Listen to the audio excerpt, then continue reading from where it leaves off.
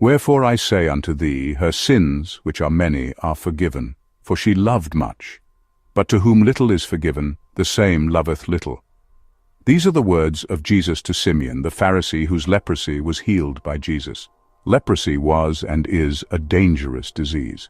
Yet not all who were healed showed their appreciation to the healer. Some were very ungrateful. The world today has largely almost forgotten about leprosy, one of the oldest but still existing and most devastating, necrotizing, flesh-eating diseases. Although largely reduced to the barest minimum, leprosy still exists in certain parts of the world, particularly India. Although a bacterial disease caused by Mycobacteria leprae, a complete and quick cure for leprosy is still enigmatic, as available antibiotics can take months to years to offer complete relief. Even that, treatment failure still exists.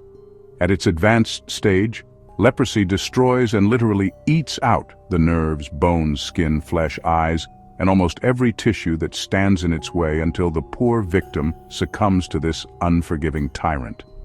Leprosy is a dangerous and devastating disease.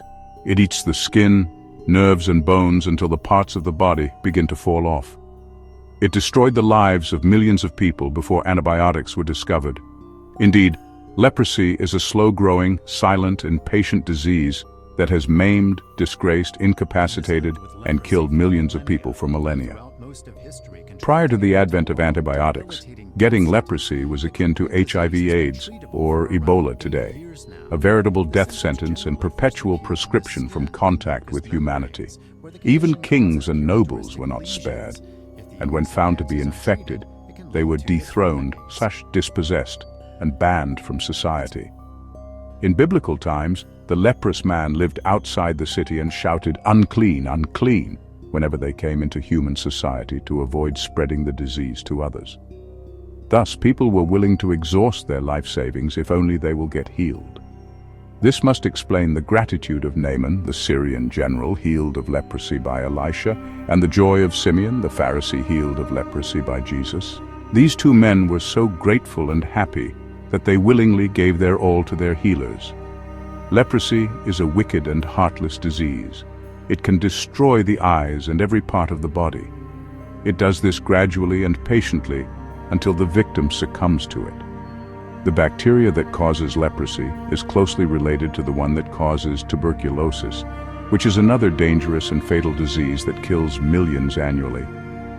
Thus, Jesus himself was very surprised when only one Samaritan leper out of 10 lepers who were healed freely returned to thank him for his merciful kindness. Luke 17:11-19. How could they be thus ungrateful? In this story of the 10 lepers is epitomized the ingratitude of the world.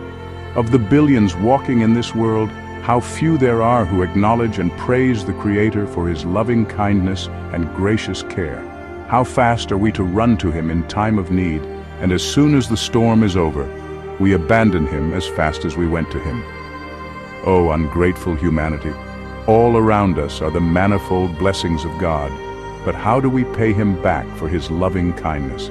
How many of us haven't been ungrateful to our friends, parents, peers, colleagues, etc., for some great good they have done us? Is it always the case that a friend in need is a friend indeed? Should we stop being kind to others because of the ingratitude of the many or few? Has God stopped caring for us despite our ingratitude? Jesus is the only one who has been able to heal leprosy immediately without any medication. Yet, the benefactors of his grace and healing mercies despised him and killed him. So ungrateful were they that they took his kindness and healing for granted. Some did not even return to thank him after he healed them of this devastating disease. It's never too late to thank God and our human benefactors. It is better late than never. Let us show our gratitude to God on this holy Sabbath by keeping his commandments, blessing our fellow humans in need, and praising him for his wondrous works, protection, and loving care. May the Holy Spirit and the heavenly host fill our houses as we start another week.